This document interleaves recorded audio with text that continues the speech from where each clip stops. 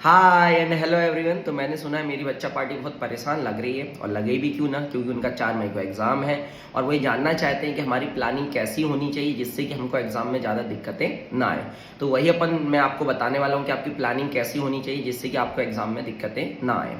ठीक है, तो देखो यार, आपका एग्ज़ाम तो 4 मई को है, लेकिन आपकी तैयारी ऐसी होनी चाहिए कि आप 10 अप्रैल को ये खुद से बोल पाएँ कि भैया अगर मेरा 11 अप्रैल को भी एग्जाम होगा, एनटीए वाले आए और बोले भैया अब नहीं, 4 मई को आपका एग्जाम नहीं है, अब आपका एग्जाम जो है वो 11 अप्रैल को है, तो आप ये बोल पाए कि हाँ ठीक है भाई, 11 अप्रैल को तो कोई दिक्कत नहीं, क्योंकि मेरे 10 अप्रैल तक पूरी तैयारी हो जानी चाहिए। 11 अप्रैल को हो, 12 अप्रैल को हो, 13 अप्रैल को, कोई दिक्कत नहीं। तो बोलोगे सर जब हमारी 10 अप्रैल को तैयारी हो जाएगी तो हमारा एग्जाम तो 4 मई को है, तो हम 22 दिन या 23 दिन क्या करने वाले हैं? तो बेटा उस समय पे आपको फुल सिलेबस पेपर देने हैं, उनका एनालिसिस करना है और अपनी गलतियों को पहचानना है, और जो आपके वीक पॉइंट है उन पे ज़्यादा फोकस करना है। तो आपकी 10 अप्रैल तक पूरी तैयारी हो जानी चाहिए। आप बोलोगे 10 अप्रैल तक कैसे होगी, क्या करना चाहिए हमको, तो वही सब मैं इस वीडियो में आपको बताने वाला हूँ। तो सबसे पहले ये समझो कि आप जहां भी कोचिंग कर रहे हैं, आपका सिलेबस कंप्लीट हो जाना चाहिए 15 मार्च तक, ज़्यादा से ज़्यादा 15 मार्च हो, तो जाना चाहिए 12-13 मार्च तक, लेकिन 15 मार्च भी मान लो, चलो ठीक है, चल जाएगा। तो 15 मार्च तक आपका सिलेबस कंप्लीट हो जाता है। अब आती है 16 मार्च।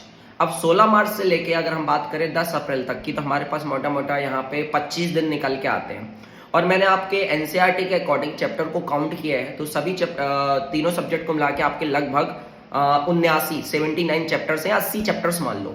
तो इसमें होना क्या चाहिए, आपके पास 25 दिन है, 80 चैप्टर्स हैं, तो अगर आप ऑन एन एवरेज देखें तो एक दिन में आपको 3 चैप्टर करने हैं। तो इसकी प्लानिंग कैसे होनी चाहिए? तो आप जाओ घर पे, आप एक पेपर उठाओ, उसमें 16 मार्च, 17 मार्च, ऐसा 10 अप्रैल तक लिख लीजिए। आपने लिख लिया, एक कॉलम में आपने डेट लिख ली, एक कॉलम में आप फिजिक्स लिखिए, एक कॉलम में आप केमिस्ट्री लिखिए और एक कॉलम में आप बायोलॉजी लिखिए।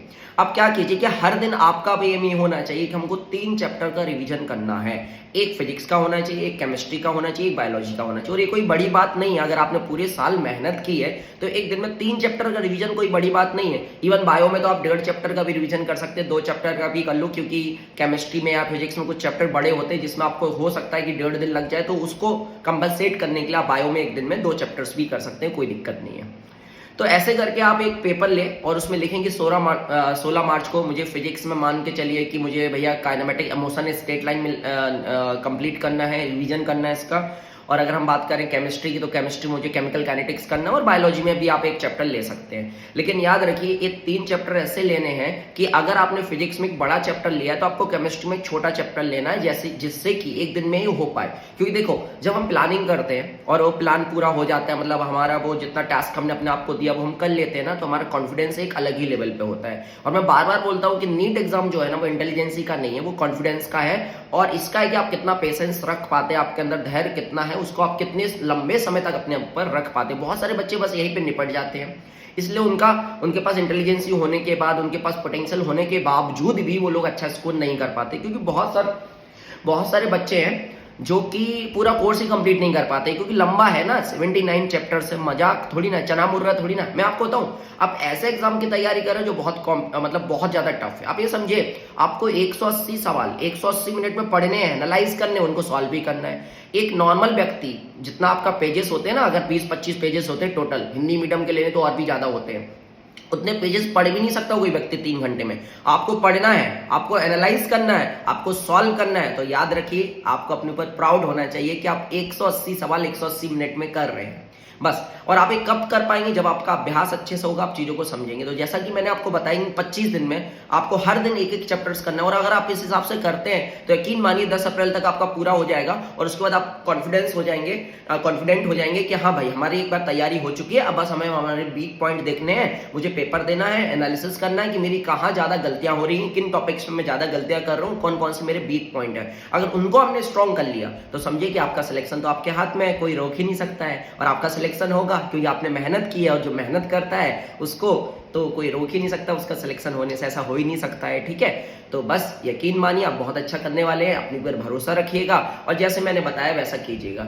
लेकिन एक दिन में 3 चैप्टर ऐसे चूज कीजिएगा कि आप उनका कर पाए। देखिए, मैं आपको एक सिंपल सी कहानी बताता हूँ। मैं आपको बोलूँ कि 100 किलोमीटर आपको चलना है और आपके पास 100 दिन है, तो आपको एक दिन में 1 किलोमीटर चलना है। आप आराम से चल सकते हैं। लेकिन हम यहाँ दिक्कत क्या है ना हमारे साथ, कि 100 दिन है, 100 किलोमीटर चलना था, लेकिन हम क्या करते हैं, अरे अभी तो बहुत टाइम है, अभी तो बहुत टाइम है, अभी तो बहुत टाइम, ऐसे करते करते ना लास्ट के 10 दिन में हमारे पास 50 किलोमीटर हमको चलना होता है। हम यहाँ पे भी 10 दिन में भी 50 किलोमीटर चल सकते हैं, क्योंकि एक दिन में 5 किलोमीटर चलना है, लेकिन हम उसका भी यूटिलाइजेशन इफेक्टिव नहीं करते और लास्ट में ऐसा आता है कि 2 दिन में मुझे 20 किलोमीटर चलना है या 25 किलोमीटर चलना है। अब आप खुद बताइए 2 दिन में आप 25 किलोमीटर नहीं चल सकते ना। तो आप टाइम का इफेक्टिव यूटिलाइजेशन कीजिए, समझिए कि हमारे पास जो अभी टाइम है, अभी होली वोली छोड़ दीजिए बेटा, होली तो नेक्स्ट ईयर भी आएगी और उस समय कॉलेज में बनाएंगे तो उसका मजा अलग ही होगा। आप बोलोगे सर ऐसे तो 2026 का पेपर भी आएगा नेक्स्ट ईयर। हाँ तो आएगा, तो फिर 1 साल और ड्रॉप लेना है क्या? नहीं लेना है ना। तो होली आप गवर्नमेंट मेडिकल कॉलेज में बनाए, वो ज्यादा अच्छा है आपके लिए। और आप जहां भी कोचिंग कर रहे हैं, मेरे हिसाब से अभी आपको घर नहीं जाना चाहिए,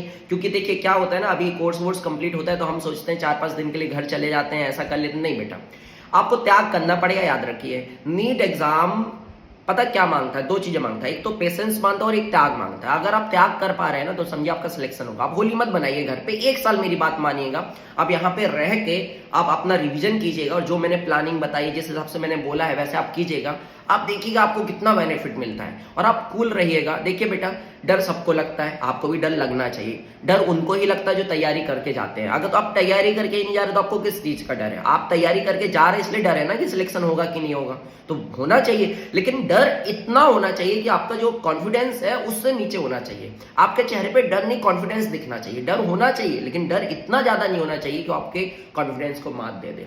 अगर वो दे रहा है तो फिर आप समझिए आपके साथ दिक्कत है। और ऐसा कब होगा पता है? जब आप ईमानदारी से मेहनत नहीं करेंगे। अगर आप ईमानदारी से मेहनत करेंगे ना तो हमेशा आपका कॉन्फिडेंस ऊपर रहेगा आपके डर के। तो आपको टेंशन लेने की जरूरत नहीं है, मैं आपके साथ हूं। आपके साथ पूरी दुनिया है, बस आपको मेहनत करना है, ईमानदारी से एक प्लानिंग करनी है। और ये प्लानिंग बहुत अच्छे से कीजिएगा। इन 25 दिन की प्लानिंग 25 दिन डिसाइड करेंगे कि आपका सिलेक्शन होने वाला है कि नहीं। ये 25 दिन डिसाइड करने वाले हैं कि आपके आने वाली लाइफ कैसे होने वाली है। आप BMW में घूमने वाले हो कि गुपचुप का ठेला लगाने वाले हो, आप ऐसा समझिए। तो इन 25 दिन में तोड़ दीजिए, फोड़ दीजिए, लग जाइए, बिल्कुल ऐसी मेहनत कर दीजिए ना कि कोई जो तुमसे कहता था अरे तुम्हारा क्या सिलेक्शन, उसको बता दीजिए मेरा ही सिलेक्शन होगा। मैं मेहनत करने वाला हूँ, मैं डरने वाला नहीं हूँ, मैं ऐसा आलतू फालतू इंसान नहीं हूँ। मैंने मेहनत सीखा है अपने जीवन में। मैं जानता हूँ कि जब मेरा सिलेक्शन होगा तो मेरे पेरेंट्स कितने खुश होंगे, मेरी लाइफ बन जाएगी। और मैं क्यों 25 दिन मेहनत नहीं कर सकता क्या अपनी लाइफ बनाने के लिए? अरे मुझे पूरी जिंदगी मतलब लाइफ इतना मस्त जीना है तो मैं 25 दिन तो मेहनत कर ही सकता हूँ। तो करिए और कोई दिक्कत नहीं होगी। बस प्लानिंग कर लीजिए। इन 25 दिन में 75 चैप्टर से लगभग एक दिन में एक चैप्टर निपटाना है। रिवीजन करना है, पढ़ना थोड़ी ना, रिवीजन करना है। और ज्यादा टेंशन लेने की जरूरत नहीं है, कूल रहिएगा। अच्छा क्या पढ़ना है वो भी सुन लीजिएगा। तो भाई साहब आपको फिजिक्स में, मैं आपको फिजिक्स में बता दे रहा हूँ, P/Q कीजिएगा, NCERT के सॉल्व एग्जाम्पल कीजिएगा और उन्हीं का अभ्यास कीजिएगा, कोई दिक्कत नहीं है। उनसे ही उसके इर्द गिर्द ही सवाल घूमेंगे, ठीक है। और ज्यादा टफ सवाल बनाने की जरूरत नहीं है। और अगर टफ सवाल कर रहे हो एक बार बनाओ, अगर नहीं बनता है तो उसको छोड़ दो, टाइम वेस्ट मत करो। अपने टीचर से जाके पूछो या कोई आपके भैया है उनसे जाके पूछो, लेकिन अपना टाइम वेस्ट मत कीजिए। और लोगों से दूर रहना, नेगेटिव लोगों से दूर रहना है, बिल्कुल बातचीत नहीं करनी लोगों से। कितना हुआ, क्या हुआ, कैसे नहीं। बोला भैया मैं पढ़ रहा हूँ, हो जाएगा मेरा एग्जाम तक, मुझे अपने ऊपर भरोसा है। मैं खुद भरोसा नहीं करूंगा अपने ऊपर तो कौन करेगा? तो हो जाएगा, इसलिए टेंशन बिल्कुल नहीं लेने का, बढ़िया से करिए। 10 अप्रैल तक पूरा कंप्लीट कर लीजिए। 11 अप्रैल से आप टेस्ट सीरीज कहीं का भी ज्वाइन कर लीजिए। वहां पे देखिए कि आपके किन टॉपिक्स में ज्यादा गलतियां हो रही हैं, कौन कौन से टॉपिक्स हैं जिसमें भी मुझे और वर्कआउट करने की जरूरत है। और कूल रहिएगा, ठीक है। तो ऐसे मैं वीडियोस बनाते रहूंगा और आप कूल रहिएगा, अपडेटेड रहिएगा मेरे साथ। चलिए मिलते हैं कभी किसी और दिन किसी नए वीडियो के साथ।